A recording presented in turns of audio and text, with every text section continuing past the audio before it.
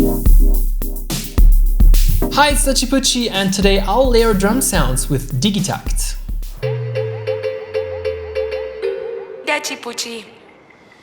In one of my last videos, I showed you how to layer drum sounds in Ableton Live. Now, when I say layering, I don't mean stacking a bunch of kicks or snares on top of each other to make a mushy mess, but to combine different sonic layers to create a new drum sound from scratch. Some of you asked me if this technique works with Digitakt as well. Now, before you hit the comment section and rant, dude, I can totally do this better for less money with enter random software here, keep in mind this is a tutorial for people that deliberately choose to do these things with Digitakt because they want to go Dawless or they don't even own a computer. So the question is, can you layer drum sounds with Digitakt alone? Let's explore. I've already transferred a bunch of layering tools to Digitakt with Elektron's transfer app and loaded a new project and imported them. As every track can only load one sample at a time in Digitakt, I'll have to combine different tracks to create a new drum sound. So let's start by loading some layering tools to the individual tracks.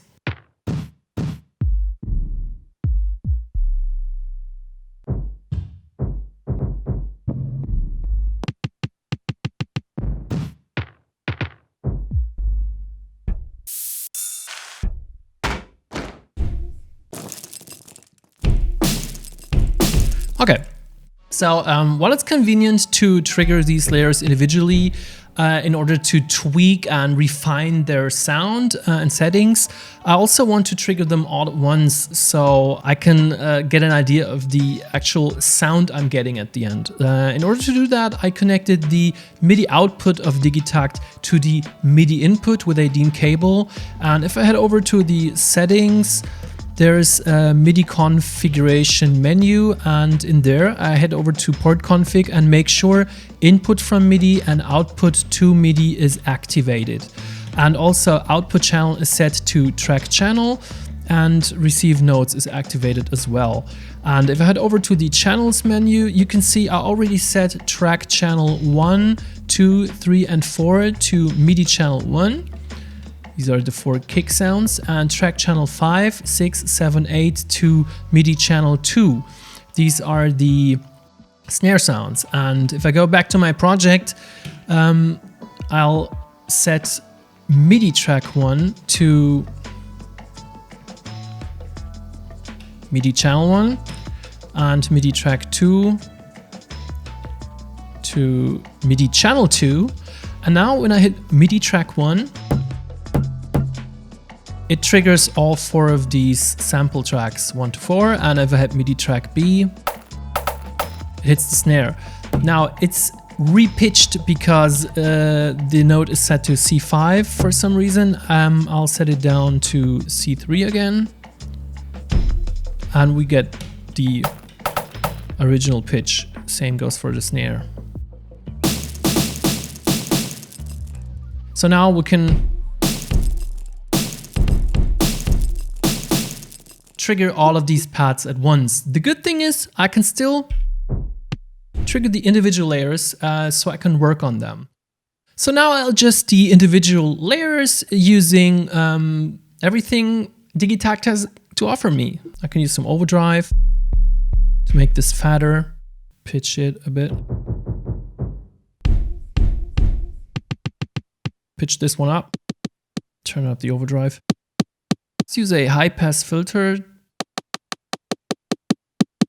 make it punchier.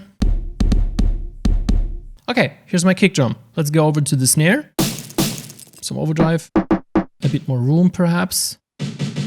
Reverb. Pitch this one up.